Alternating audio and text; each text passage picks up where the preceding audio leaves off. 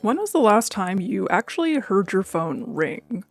If you're like me, you have it set up so that it can't even receive calls from anyone not in your contacts. If you try to call me, I will kill you. It seems like the only people who ever have their ringers turned on are older folks who seemingly don't realize that their phone has a volume button. While ringtones are seen as an annoyance nowadays, it may come as a surprise to some of the younger members of my audience that they were once inescapable. Odds are you've never changed your phone's ringtone from the default, but custom ringtones used to be a huge thing, and making and selling ringtones was a whole industry. Phones have always made noises to signal an incoming call, obviously, but ringtones as we think of them today date back to the early 90s when the first digital mobile phones were introduced. These phones allowed users to select what kind of a sound they made when a text or call was received. Most of these ringtones were electronic imitations of the ringing of analog telephones, while some were short musical melodies. The first and most well-known of these was the iconic Nokia tune, which is actually a short excerpt from the 1902 classical guitar song Gran Valse by Spanish musician Francisco Tárrega,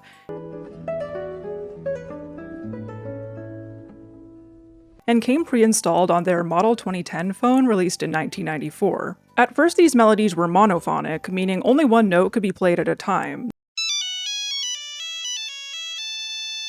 Then polyphonic, meaning several notes could be played at one time using synthesized instruments. And finally, by the 2000s, we had true tones, which were true audio recordings as opposed to synthesized approximations.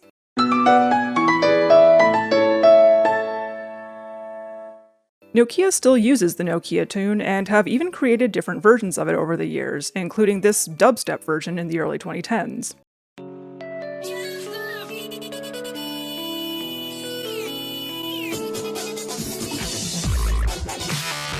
In 1998, a Finnish technologist created Harmonium, a tool where users could pay to turn their favorite song into a ringtone and have it sent to their phone via text. This demonstrated that there was a demand for custom ringtones and that people were willing to pay for them. Thus, the ringtone distribution industry was born. Keep in mind that this was well before you could connect your cell phone to the internet and just download an MP3 file onto it. Some sort of third-party service was needed in order to get ringtone files on your device. The ringtone industry was incredibly lucrative in the 2000s, generating billions of dollars worth of sales. If you're curious about how all of that played out and how it affected the wider music industry, I recommend checking out this video by Mike the Snare. One of the most prolific and notorious ringtone distribution companies was Jamba, also known as Jamster. It is a German company founded in the year 2000. It operated under the name Jamster in most countries outside of Germany, but I'll be using the names Jamba and Jamster interchangeably throughout the video, so just remember that it's referring to the same company. The company built apps, games, wallpapers, and ringtones for mobile phones, and eventually expanded into over 40 countries. They quickly became pretty successful, earning $600 million in revenue in 2005, and being acquired by Fox Mobile Entertainment in 2006. They partnered with various record labels such as Warner Music Group in order to distribute ringtones of songs by artists signed to these labels. However, this meant that the record labels were entitled to a cut of the profits generated by said ringtones. Since cellular providers also got a share, that left the people in the middle, the ringtone distributors, with the short end of the stick. Jamster soon came up with a solution to this problem. Just make your own ringtones. What's going on? Crazy Frog. You know his name, but do you know his lore? I fell down some truly insane rabbit holes when researching for this video, probably more than any video I've made before, and this was particularly the case with Crazy Frog. Like myself, Crazy Frog's story begins all the way back in 1997. Swedish teenager Daniel Malmedal recorded himself imitating the sound of his moped's two-stroke engine and posted it online so he could share it with his friends. Ding ding ding ding ding ding ding ding bam dom dom bam bam bam bam bom bom bam bam bam bom bam bom bam bam bam bam bam bam bam.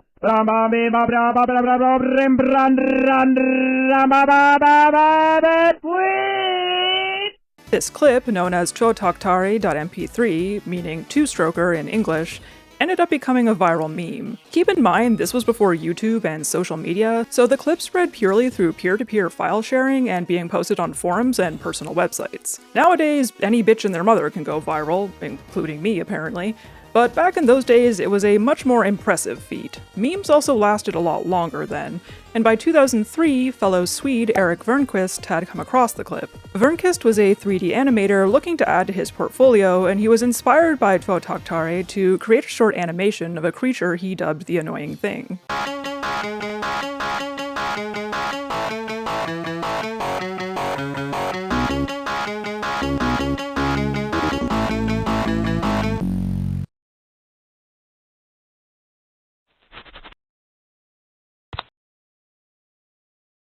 Ding ding ding ding ding ding ding ding ding dum dum bum bam bam bam bum bum bum bum bum bum bum bum bum bam bam bam bam bam bam bam bam rim run run ram ba ba ba ba ba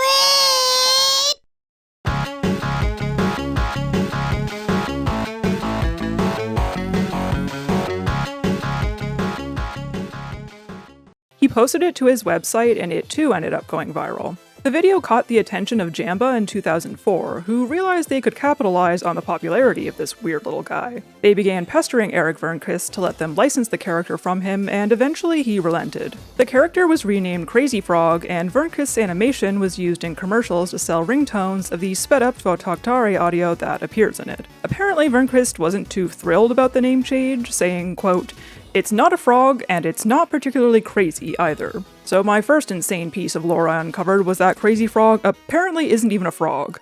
Next you're gonna tell me Hello Kitty isn't actually a cat. Wait, what the fuck?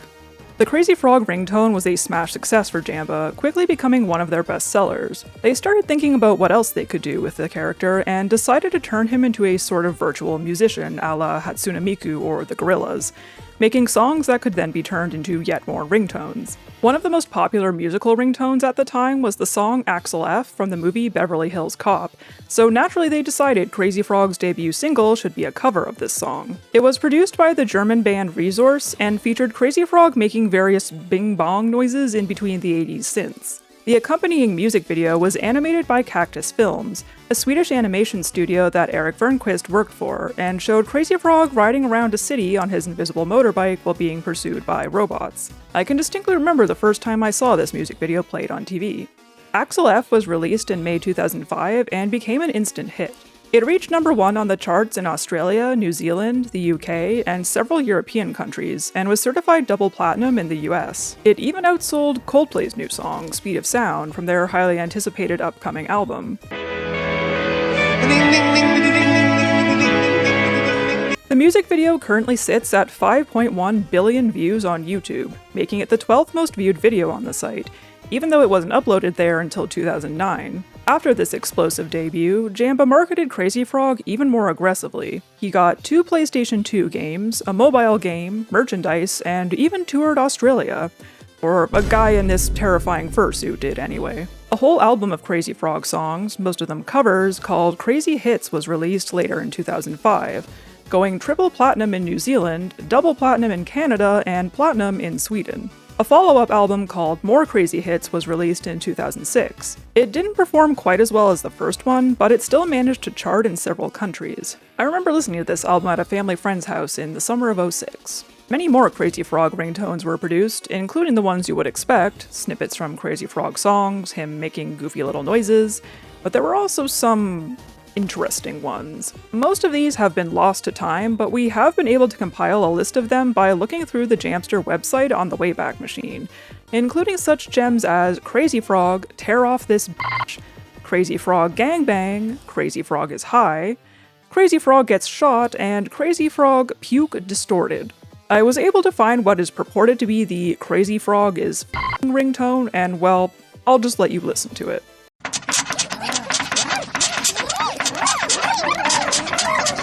If you want this ringtone, go for it.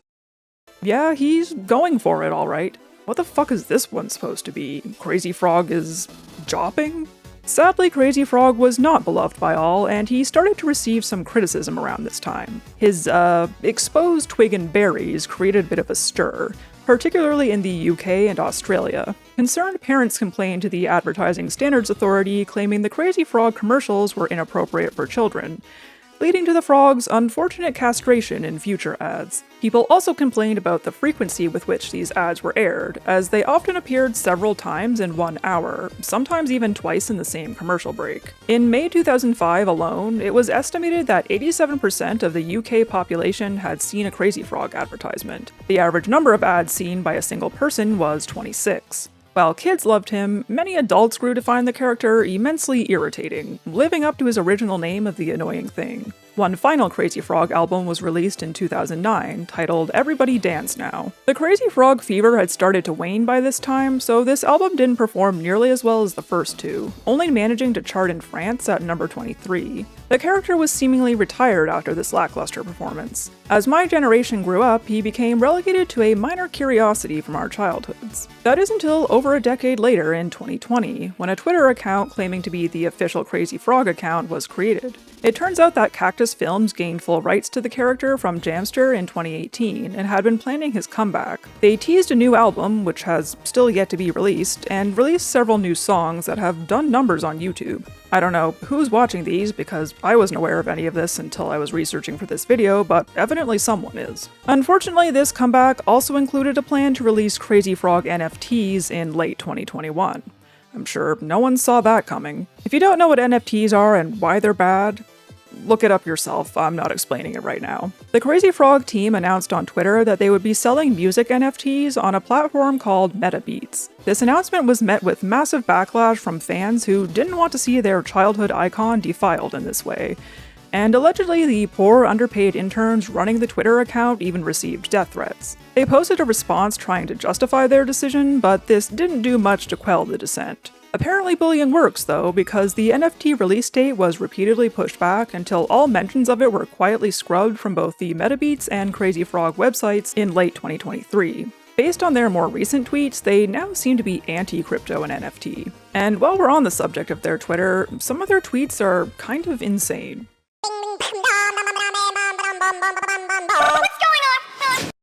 Look for the Gummy Bear album in stores on November 13th, with lots of music, videos, and extras.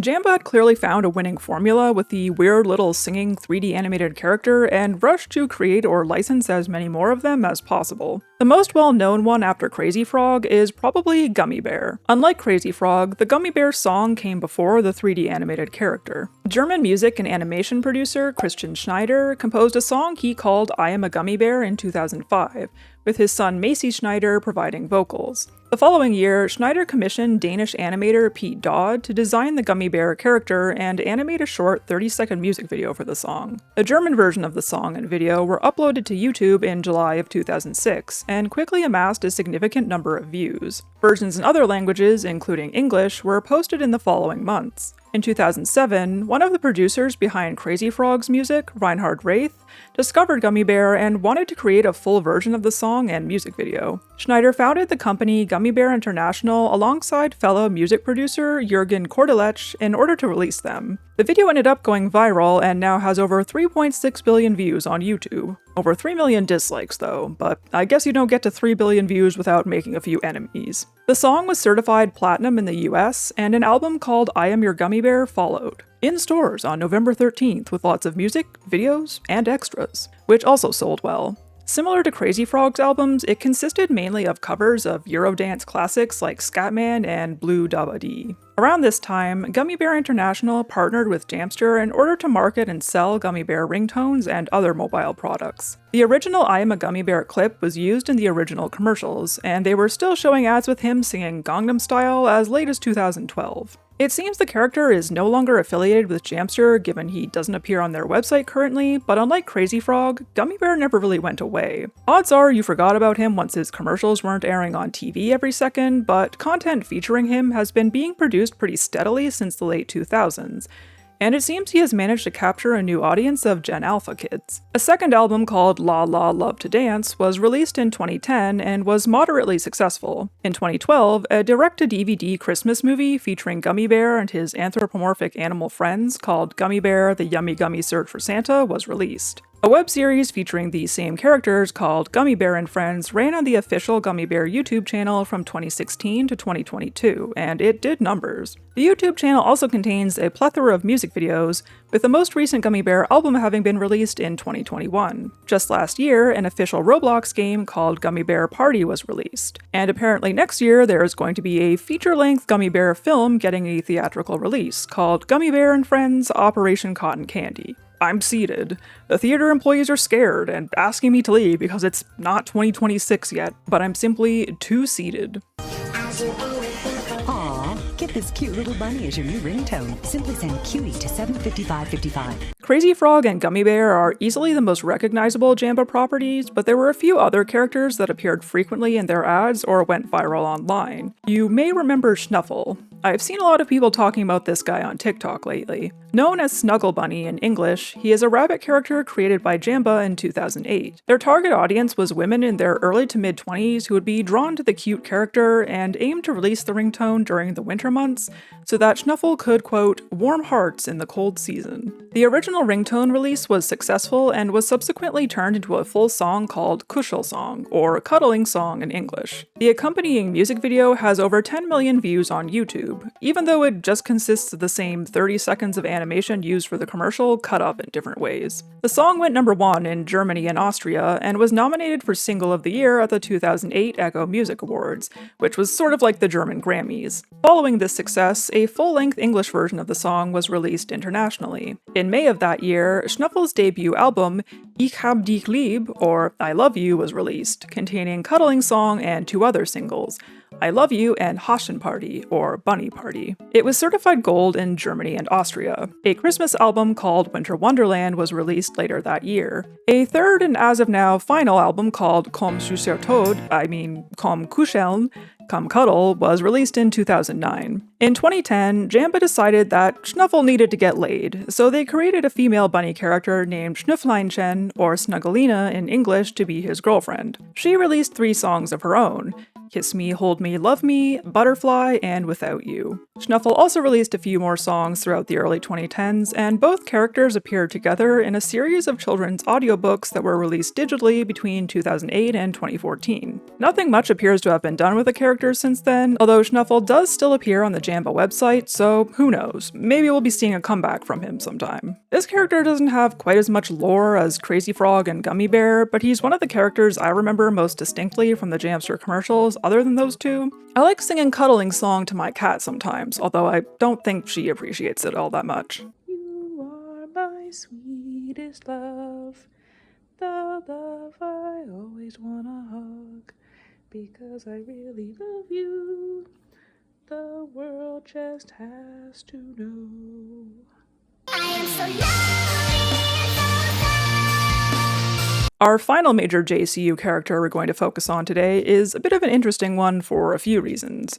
First of all, she's our first human character. Anna Blue is a 14-year-old goth emo girl from Germany. She debuted in 2010 with the song So Alone, an emo pop ballad with angsty lyrics. Secondly, there was supposedly a real girl behind this persona making the music, rather than just several middle-aged male Jamba employees in a trench coat trying to figure out what the kids will think is cool. However, her true identity was never publicly revealed. A part of me kind of wonders whether this story wasn't also just part of the marketing of the character and there wasn't actually a real Anna Blue, but that's just speculation on my part. Thirdly, I had never heard of this character until I watched Kudo's video about Jamster a while back, but apparently she had a sizable and dedicated fanbase of people who claimed that her music helped them through hard times. The music video for So Alone has been uploaded on both the Jamster YouTube channel and Anna's own channel with a combined total of more than 27 million views, even though it too is just the same 30 seconds of footage from the ringtone commercial repeated for 2.5 minutes. Like Snuffle, Anna has a romantic partner, Damien Dawn, who releases his own music and collaborates with Anna. I love how the music video for his song Your Heart also mostly consists of footage from the So Alone commercial. Jamster obviously weren't putting all that money they were raking in from Crazy Frog towards the animation budget.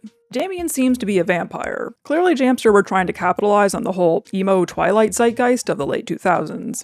Anna and Damien released several songs and albums throughout the 2010s, along with audiobooks, comics, merchandise, and YouTube content like Q&As and behind-the-scenes videos. Her various social media accounts were updated fairly regularly to communicate with her fanbase until all updates abruptly stopped towards the end of 2021, leaving her fans confused. To this day, no one knows what really happened, as there has never been any official statement made by Jamster regarding the character, although she still appears on their website. Rumor has it that the artists behind Anna and Damien had their contracts abruptly cancelled by Jamster, possibly because they didn't want or weren't able to pay them anymore, meaning they lost the ability to release music as their characters. I don't know how reputable the sources behind these rumors are though, so take this with a grain of salt. In the years since, some of Anna's fans have tried to track down the real Anna Blue to reconnect with her, but as far as I know, no one's been successful. There was a minor scandal last year when a VTuber known as Minako Wolf claimed to be the real Anna, attempting to prove herself by posting herself singing in German. However, people noted the awkward German pronunciation and the suspiciously AI-generated sound of the singing and began to question her. When confronted by YouTuber Marcy, who made a video about this whole thing, she backpedaled and claimed it was actually her manager who hacked her account and was claiming to be Anna Blue for some reason. An artist who had previously worked with Anna Blue confirmed that Minako Wolf was not in fact her. A former Jamster ringtone character seems like an odd thing to impersonate to me, but I guess people really will do anything to get even an ounce of clout. Or you want Peter laughing? Send Peter too. Jamster had far more characters in their cinematic universe than just these 4, but the rest of them aren't really notable enough to deserve their own section, so I'll just speedrun some of the dishonorable mentions. One character who seems to have been fairly popular on YouTube was Holly Dolly, a singing donkey created by Italian DJ Satomi in 2006 and later acquired by Jamba to sell ringtones. Her most popular song at 133 million views is called Dolly Song, but it's actually just a cover of Ilvan Polka, a song you should be familiar with if you've seen my Miku Expo or Shock Sites videos. In fact, a clip from the original Leak Spin video appears in the music video for Dolly Song. A new branch to add to the Meat Spin domino effect, I guess. Holly Dolly also has a sheep friend named Poozy who she occasionally collaborates on songs with, but why does he look like that?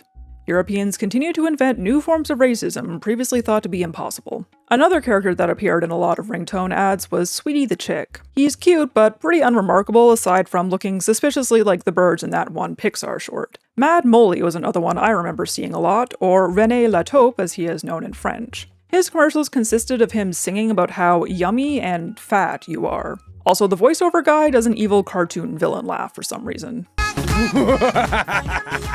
Then we have Jaden the Vampire Boy, who had the song Complicated and is very clearly styled after baby-era Justin Bieber, while also trying once again to appeal to the Twilight crowd. There is also Muffle Bunny, Grouchy Bunny in English, who was like an evil, fucked-up version of Schnuffle Bunny who wields a knife, Mr. Chaos, a devil character who showcases a variety of interesting dance moves, an opera-singing piece of poo, Barry Bite, whatever the fuck that's supposed to be, and this horny donair and pole dancing kebab. Words cannot describe how much I hate this. I will never again be able to enter a shawarma shop in peace. Fuck you, Jamster. In 2007, it looked like we were set to get our first official JCU Avengers moment when a game called Jamster All-Stars was announced for the PS2 and PC. It was described as a platformer that brought together several Jamster characters such as Sweetie the Chick, Nessie the Dragon, and Jambo the Elephant to recover musical notes stolen by Crazy Frog. The game is set to be released that September, but was later delayed until November before seemingly being cancelled. A few screen caps of the game can still be found online, meaning a build of it must have existed at some point, but it is currently considered lost media. Other than that, all that remains to prove the game's existence is the box art and a very low-res screen cap of the official website. Strangely, none of these images feature Crazy Frog, despite him being mentioned in the game's description. Considering he was easily Jamster's most popular character, you'd think he would feature heavily in the marketing. The company that developed the game, Mercury Games, doesn't appear to be in business any longer, so I don't know how likely it is that the build will ever be released, if it even still exists.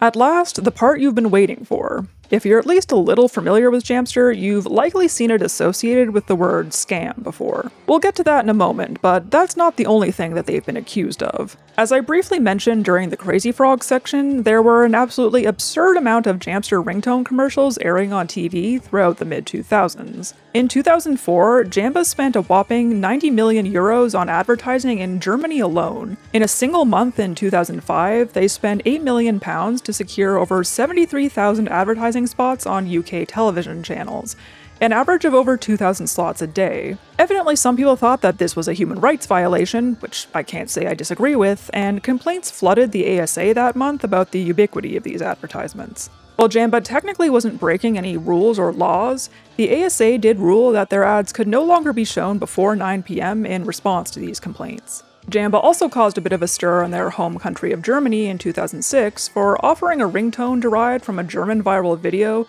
created by artist Walter Moers that satirically depicted one Adolf Hitler. As a result, several German TV stations refused to air any of their ads. Jamba defended their decision to sell the ringtone and denied that it promoted right-wing extremism, claiming it was one of their most downloaded ringtones. And finally, we come to the scam allegations, which aren't even really allegations because at least some of them were proven in a court of law. This first occurred in the mid to late 2000s when controversy arose over the misleading nature of some of their ads.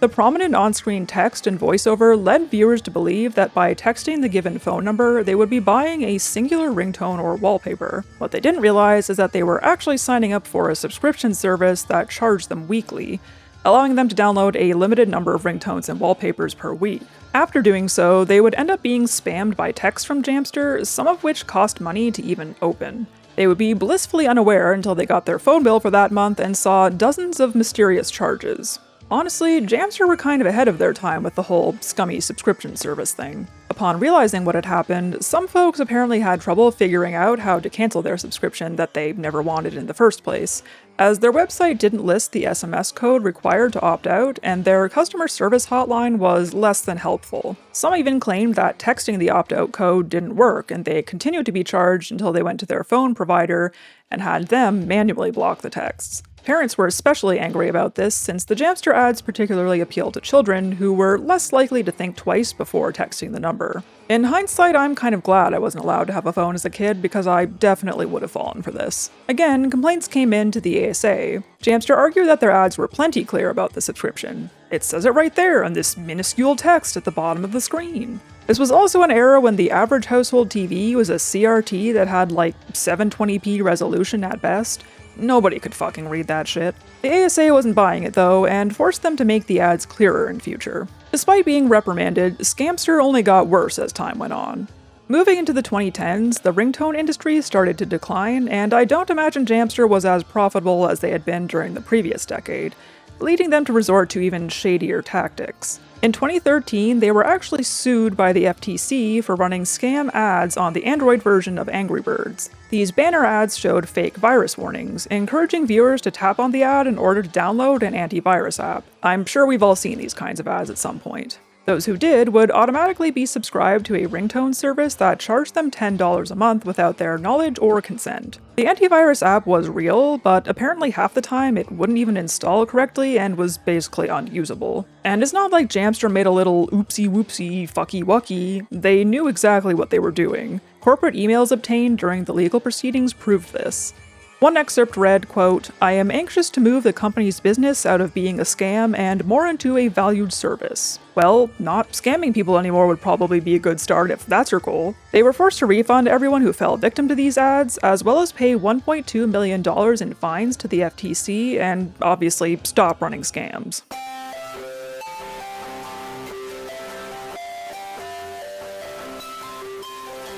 After the introduction of the iPhone in 2007, smartphones soon became ubiquitous. Users could now easily download audio files directly onto their device via the internet and turn it into a ringtone themselves without the need to pay a third-party ringtone provider. Cell phone culture also changed significantly throughout the 2010s, when almost everyone gained access to a smartphone. Ringtones are kind of a relic of a bygone era in which we didn't carry the entire internet around with us in our pockets 24/7. Phones were a fun, cool, futuristic new accessory that people used to show off their personalities, possibly even more so than for calling and texting. Personalized ringtones were one way they did this. It also allowed people to listen to snippets of their favorite songs while they were away from home, and thus an internet connection. Nowadays, phones feel more utilitarian. You are basically required to have one in order to get by in day-to-day life. They're almost more of a burden than a fun toy. People now largely go around with their phones switched to silent or vibrate, and don't communicate via texting or calling as often,